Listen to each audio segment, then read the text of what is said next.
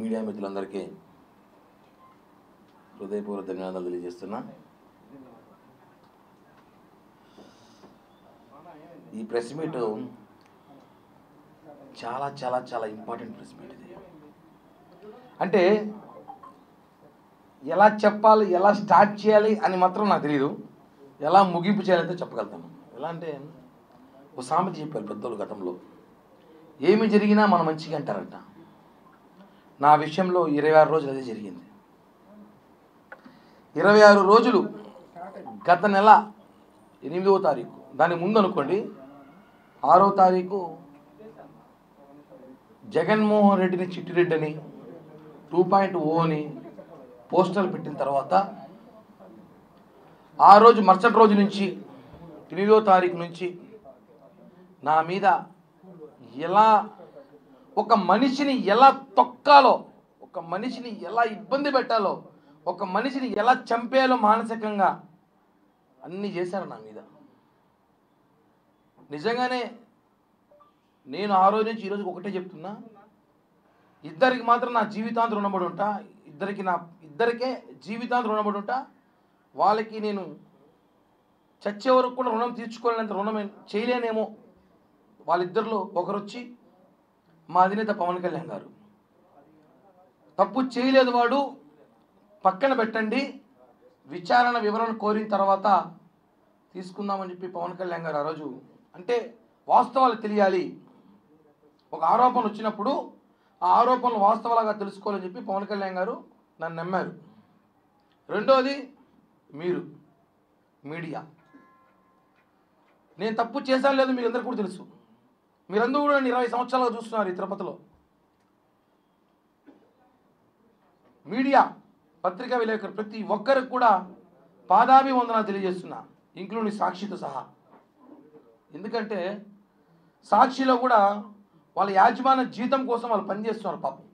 కానీ వాళ్ళు కూడా నా మిత్రులే. సాక్షిలో ఉన్నారు కూడా నాకు తెలిసిన మిత్రులు ఉన్నారు, నా శ్రేయోభిలాషులు. సాక్షి పేపర్లో కింద స్టాఫర్ నుంచి ఇన్ఛార్జీల వరకు నాకు తెలిసిన వాళ్ళు ఉన్నారు. 15 సంవత్సరాలు నాకు అంత మిత్రులే. కాబట్టి వాళ్ళకు కూడా కృతజ్ఞతలు తెలియజేస్తున్నా. అలాగే ప్రతి మీడియా కెమెరామ్యాన్, రిపోర్టర్లు, స్టాఫర్లు, ఇన్ఛార్జీలు, బ్యూరోలు ప్రతి ఒక్కరికి నా పాదాభివందనం. ఎందుకంటే నన్ను నాతో పాటు ఉన్న వాళ్ళు నమ్మలేదు, కానీ మీరు నమ్మారు నన్ను. కిరణ్ తప్పు చేసినా లేదా మళ్ళీ మాట్లాడదాం. కిరణ్ తప్పు ఆరోపణలు మాత్రం వచ్చాయి, అవి వాస్తవాలా కాదా మళ్ళీ మాట్లాడదాం. అతను వాయిస్ వినిపించాలి, అతను ఏం చెప్తున్నాడు వినాలి. ఒక సైడే మాట్లాడకూడదు ఎప్పుడు కూడా, రెండు పక్కలు వినాలని చెప్పి తిరుపతి మీడియా చూపించిందండి. హ్యాట్స్ ఆఫ్, నిజంగా చెప్తున్నాను. మీరు కానీ లేకపోయి ఉంటే నిజంగా కిరణ్ రాయల్ అనే వ్యక్తి ఈరోజు ఫోటోలు పూలమాలేసి కూర్చునేవాడు. మనము వాస్తవం చెప్తున్నాం. అంత ఇబ్బంది పెట్టారు నన్ను మానసికంగా, నా కుటుంబాన్ని, నా చిన్న పాపని, కులాన్ని. 20 సంవత్సరాల తిరుపతి రాజకీయాల్లో కిరణ్ రాయల్ అనేవాడు మాత్రం బలిజోడు. మొన్న వచ్చేసరికి సమస్య వచ్చేసరికి కిరణ్ రాయల్ బలిజోడు కాదని చెప్పి వైసీపీ నేతలు మాట్లాడటం. ఎన్ని విధాలుగా వ్యాపారాలు అంటాడు, ఒకడు రకరకాలుగా అంటాడు. నేను ఒకటి అడుగుతున్నాను, తిరుపతి ప్రజలు కూడా తెలుసుకోవాలి విషయం ఏమంటే, ఒక సామాన్యుడు రాజకీయాలు తిరుపతిలో చేయకూడదా? అబ్బా కొడుకులు, మామ అల్లుళ్ళు, బావ బామర్దులు, అత్త అల్లుళ్ళు రాజకీయాలు చేయాలి. ఒక సామాన్యుడు ఒక రోడ్డు పైన వ్యాపారం చేసుకున్నాడు కావచ్చు, ఏదో వ్యాపారాలు చేసుకున్నాడు కావచ్చు, చిన్నపాటి ఉద్యోగస్తుడు కావచ్చు, వాడు రాజకీయాలు చేయకూడదని చెప్పి రాజ్యాంగం చెప్పండి రా బాబు, రాజకీయాలు ఆపేసేది, వ్యాపారాలు చేసుకుంటాం. రాజకీయాలు చేయని ఖర్చుతో వస్తే మానసికంగా మనిషిని తొక్కుతారా? అంటే మీరు చేసింది ఆరోపణలో కుట్ర కిరణ్ రాయల్ మీద కాదు, ఒక కులం మీద. తిరుపతిలో కాపులు ఎదగకూడదా? అంటే ఏంటి?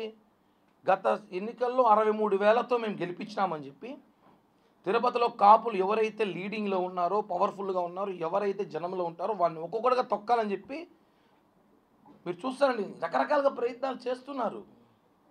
అంటే ఎట్ట అగ్రకులాలలో మేము కాపులు ఉండకూడదా, రాజకీయాల్లో కాపులు ఉండకూడదా, బలిజలు ఉండకూడదా, ఉంటే వాడిని ఏ విధంగా తొక్కాలే ప్రయత్నం చేస్తారా? నేను మొదటి రోజు చెప్తున్నాను, అది ఓన్లీ కేవలం ఆ మహిళకు నాకు ఆర్థిక లావాదేవీలు మాత్రమే ఉన్నాయి. అందరికీ ఇప్పుడు ఇక్కడ ఎంతమందికి అప్పులు లేవు? మీకు అప్పులు లేవా? ఇతర బదులు ఎవరికి అప్పులే లేవా? అందరూ నిజాయితీగా డబ్బులు తీసేసుకుని పర్ఫెక్ట్గా కట్టేవాళ్ళు చెప్పండి, సన్మానం చేస్తే ఇంటికి వచ్చి. అప్పులు, ఆర్థిక లావాదేవీలు, వ్యాపారాలు వేరండి. దాంట్లో ఉన్న లావాదేవీలు గొడవలు జరుగుతాయి, డబ్బులు తీసుకున్నప్పుడు జరుగుతారు. తీసుకున్నప్పుడు ఒకరోజు సమయానికి ఇవ్వలేకపోతాం, ఒక నెల ఇవ్వలేకపోతాం, ఒక సంవత్సరం ఇవ్వలేకపోతాం. అది ఆర్థిక లావాదేవీలు తీసుకొచ్చి ఆ మహిళని పాపం రాజకీయ నాయకులు వాడుకోవడం కరెక్ట్ కాదని మొదలై చెప్పాను నేను. ఒక అమ్మాయిని రాజకీయాలు లాక్కండి, అది ఆర్థిక లావాదేవీలు మేము సెట్ చేసుకుంటాం, మాట్లాడుతున్నారు, సెటిల్ అవుతుంది. అంతేగాని ఆమెను తీసుకొచ్చి నువ్వు ఇలా చెబితే మేము డబ్బులు నీకు ఇస్తాం, నువ్వు ఇలా కిరణ్ రాయల పైన మాట్లాడితే నీ ఆర్థిక ఇబ్బందులు తొలగిస్తాం, కిరణ్ రాయలు మానసికంగా ఏడిపిస్తే నీకు సెటిల్ చేస్తాం, నీ కొడుకు సెటిల్ చేస్తాం అని చెప్పి రాజకీయ ట్రాప్లో ఆమెను ఇరికించాను. గతంలో చెప్పా, ఇప్పుడు చెప్పా, ఇక చెప్పను కూడా, ఎందుకంటే ఆ ఇష్యూ క్లోజ్ అయిపోయింది కాబట్టి. తను ప్రెస్ మీట్ పెట్టి చెప్పడం, కోర్టులో కేసులను వాపస్ తీసేసుకోవడం, ఇవన్నీ కూడా చెప్తాను కదా. అందరూ ఉంటారు, ఇద్దరు చాలామంది రాత్రి నుంచి కడిగిన ముత్యం లాగా వచ్చావు, కడగిన ముత్యం నాకు, నేనైతే ముత్యమే, కడిగారు లేదో నాకు తెలీదు, నేనైతే ముత్యమే. ఒక మనిషిని నాశనం చేయడానికి సోషల్ మీడియా కూడా పనికొస్తుందని చెప్పి నాకు మొన్నే తెలిసింది. ఎంత దారుణమైన ట్రోలింగ్ చేశారంటే నన్ను, నా కుటుంబాన్ని, నాతో పాటు ఉన్న వాళ్ళని. నేను ఒకటే అంటున్నాను ఈరోజు ఈ ప్రెస్ మీట్ ద్వారా, బాధేసి చెప్తున్నా, మనసులో బాధతో చెప్తున్నా. 26 రోజులు నేను చాలా నేర్చుకున్నా. దయచేసి ఇంకెవరైనా జీవితంలో రాజకీయాలు చేయాలన్నా, వేరే వ్యాపారాలు చేయాలన్నా పక్కన వాళ్ళకి చెప్పకండి, అస్సలు నమ్మకండి. అందుకే నా పక్కన వాళ్ళు ఎవరు పెట్టుకోవాలి, ఈరోజు ఒకడే వచ్చా. నమ్మకండి, చెప్పకండి, తప్పు. ఎందుకంటే 26 రోజులు నేను చాలా తెలుసుకున్నా. మనిషి ఇబ్బందుల్లో, బాధల్లో ఉన్నప్పుడు ఇద్దరే నిలిచారు. నాకు చెప్పాను, ఒకటి పవన్ కళ్యాణ్ గారి ధైర్యం, 2 మీడియా, ఇంకా మహా అయితే కొంతమంది వేరే దేశాలలో ఉన్న జన సైనికులు రోజు ఫోన్లు చేసి అన్నా మేము ఉన్నాం భయపడకనే అనేసి. అన్నా నేను కాదని చెప్పట్లేదు, ఇక్కడున్న కొంతమంది జనసేన ఉన్న అందరూ ఉన్నారు. అంటే ఒకరు వచ్చి చెప్పేస్తే దాన్ని నమ్మడం అంత ఈజీ కాదు, దాని వాస్తవాలు తెలుసుకోవాలి. ఒక అడ్వకేటో ఎవరో ఉన్నాడు మొన్న, ఆయన ఈ ఇష్యూలో అతను ఒక ఆయన అడ్వకేట్ లాంటి వాడు, అడ్వకేట్ అది కాదు, అతని పేరు కూడా నేను చెప్పను, ఉప్పల్ బాలంటాం మేమందరం. అతను ఇప్పుడు ఒక సమస్య వచ్చిందండి మనకి, ఆ సమస్య అడ్వకేట్కి చెప్పుకుంటాం, సార్ నాకు ఇలా మోసం జరిగింది, ఇలా నాకు అన్యాయం జరిగింది, నాకు డబ్బులు రావాలంటే తను ఏం చేయాలి? కోర్టులో పిటిషన్ వేయాలి, కోర్టులో వాదించాలి, సాక్షి టీవీ, సాక్షి పేపర్లో కాదు. తను ఏం చేశాడు? కిరణ్ రాయల పైన ఆరోపణలు ఉన్నప్పుడు నువ్వు ఆరోపణలు కోర్టులో చూపించు, అంతేగాని డిబేట్లు పెట్టి నీ పబ్లిసిటీ పిచ్చి కోసం నన్ను వాడుకోవడం కరెక్ట్ కాదు. నీ మీద కేసేస్తా, తిప్పిస్తా తిరుపతికి, ఛార్జీలు కూడా నేనే పెడతాను నీకు, అప్ అండ్ డౌన్ ఛార్జీలు కూడా తిప్పిస్తా. సాక్షి మీద కూడా కేసు వేస్తున్నా, చెప్పాను, ఆల్రెడీ చేశాను. ఒకటే అండి, ఒకరు వచ్చి మాట్లాడేస్తే మహిళ మాట్లాడేసింది అంతే, నమ్మేస్తారు జనం, అంతే వాస్తవం. ఆయన ఎందుకు మాట్లాడింది, ఎవరు మాట్లాడించారో తెలుసుకోలేకపోయారు జనం, అదే బాధ. ఆ మాటల్లో మాట్లాడిన మాటలు నన్ను నిజంగా చెప్తున్నా, మొండి నా కొడుకు ఏమంటాను కానీ నిలబడ్డా. ఇంకోటైతే నా ప్లేస్ చచ్చిపోయింటాడు, కుటుంబం మొత్తం ఆత్మహత్య చచ్చిపోయి ఉంటుంది ఈరోజు. నేను చాలా గట్టిగా నిలబడ్డా, మీకు తెలీదు, కేవలం ఈ రోజు కోసమే.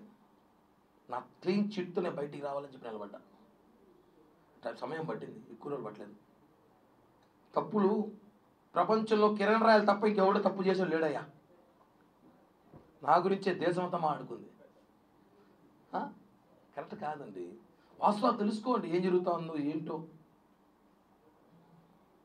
ఆవేశంలో ఆవిడ కూడా నా మీద చాలా మాట్లాడింది, నేను కూడా చాలా మాట్లాడా. అవన్నీ ఒక స్టాండర్డ్ కూర్చొని పోతా ఉంటాయి, కోపంలో రకరకాల మాట్లాడుతుంటారు, అన్నీ కామన్. అవి ఆర్థిక లావాదేవీలు గతం నుంచి ఇందులో చెప్పా, దాని మీద రాజకీయం చేయొద్దనేసి. బాధాకరం వేస్తుందన్న, కంట్రోల్లో ఉన్నాను, లేకపోతే చెరువు అయిపోయేది కన్నీళ్ళతో. చాలా కంట్రోల్గా ఉన్నా, చాలా కంట్రోల్గా ఉన్నా. మా నాయకుడే మాకు ఇన్స్పిరేషన్. తప్పు జరిగి దాన్ని ఆన్సర్ వచ్చేలోపు నానా బీభత్సం చేసి 25 రోజులు 26 రోజులు నా ఇంట్లో సభ్యులు బయటకు వచ్చి నిన్నటి దాకా కూడా బయటికి రాలా. అంటే తప్పు గురించి కాదు కానీ ప్యాంట్లు జిప్పిపి చూపించిన వాళ్ళు బాగుంటారు, భార్యలను వదిలేసి 2-3 అమ్మాయిలతో తిరిగేవాడు బాగున్నాడు, గంట అరగంట సొక్కాయలు ఇప్పేసినవాడు బాగున్నాడు. అసలు వీడియో ఒరిజినలా కాదా అనేసి ఆ అమ్మాయి చెప్తా ఉంది. ఆ వీడియోలో ఏముందో లేదో మీరు చూసారు, ఏం చేయాలి మాట్లాడడం అంటే అర్థం చేసుకోండి. కిరణ్ రాయల కుటుంబాన్ని నాశనం చేయాలని ప్రయత్నం చేశారని చెప్తున్నాం కదా. నేను దీనికన్నా ఎమోషనల్ కాలేను, నాకు ఎమోషనల్ తెలియదు. బేసిక్గా చాలా నాశనం చేయాలి, కిరణ్ రాయల కుటుంబాన్ని నాశనం చేయాలి అన్న ఒక ప్రయత్నం దాంట్లో చేసిన భాగమే కాదు చెప్తున్నాను నేను. కాబట్టి నేను నా కుటుంబం కాబట్టి నిలబెట్టాం, లేకపోతే ఈ పాటికి మీకు తెలియదు. మీరందరూ కిరణ్ రాయల ఈ మధ్య ఈ ప్రెస్ మీట్లో దాన్ని ఈ 10 రోజుల్లో చూస్తారు. ఈ 10 రోజుల్లో మేము ఎంత మానసికంగా నలిగిపోయామో మాకు మాత్రమే తెలుసు. నిన్నటి రాత్రి వరకు కూడా సరిగ్గా నిద్రపోని రాత్రులు గడిపాం మేము. అంటే అన్న అప్పు వేరు, మర్డర్ వేరు, జైలుకి వేరు. ఆరోపణలు చాలా కష్టం, నిందలు భరించలేవు. తిరుపతి తొట్టుంది, ఎక్కడ చూసినా నా గురించి డిస్కషన్ అంట. ఎవడు ఫోన్ చేసినా వేరే సమస్యలు లేవు పాపం. ఎవడు అప్పులు చేసుకోడు, ఎవడు అందరూ చాలా చాలా పద్ధతిగా బాగా పద్ధతిగా బతుకుతున్నారు అందరూ. నా గురించి మాట్లాడాలి అందరూ కూడా. అన్ని విషయాలు బయటకు వస్తాయి. నేను కూడా సమయం సందర్భం చూసి మాట్లాడతాను అంతే.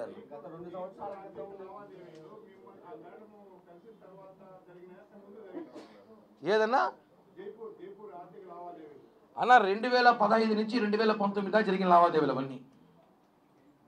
జైపూర్ ఇష్యూ 2021 కేసు అది మాకు సంబంధం లేదు. అది మాకు సంబంధం లేదు.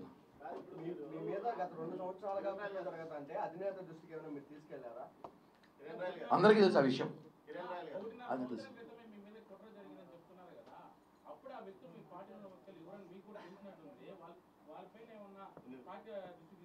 అలా ఇప్పుడు నేను నీ పేరు చెప్తే నమ్మంటే నమ్మరు కదా, బయటకు వచ్చాక నమ్ముతారు. ఇప్పుడు నమ్ముతారు.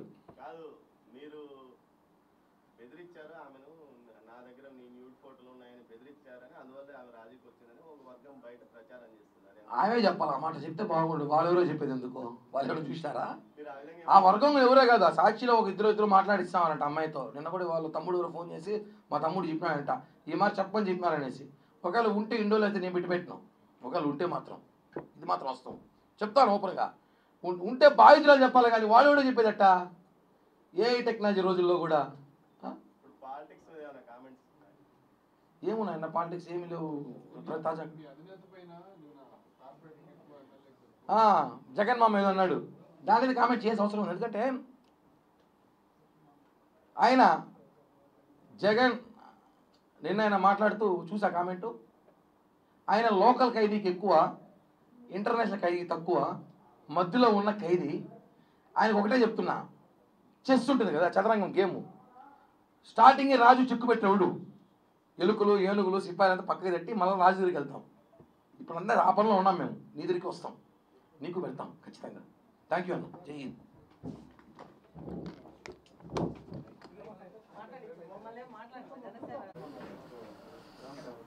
Okay okay.